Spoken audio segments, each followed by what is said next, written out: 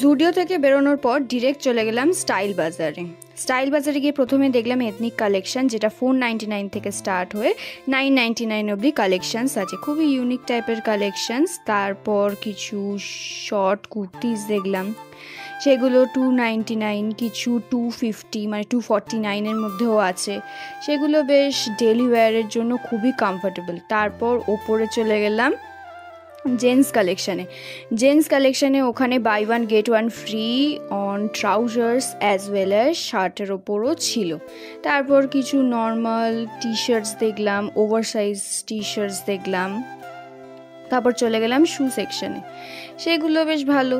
তারপর পৌঁছায় গেলাম বাজার কলকাতাতে শর্ট কুর্তির কালেকশন খুবই ভালো, আরও এথনিক কালেকশনসগুলো খুবই ভালো ছিল, যেগুলোর প্রাইস ওই রকম 799, 899 এগুলোর মধ্যে। শাড়ির কালেকশন, বাট খুবই ট্রেন্ডিং শাড়ি না, বাট কটনের ওপর এই শাড়িগুলো খুবই সুন্দর ছিল।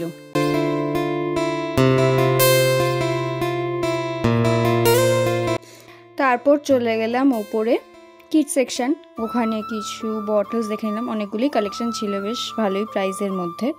তারপর মেন্স কালেকশানে টি শার্টস 399, 499 মোটামুটি সেল চলছিল, জুডিওর থেকে ভালো সেল চলছিল এইখানে।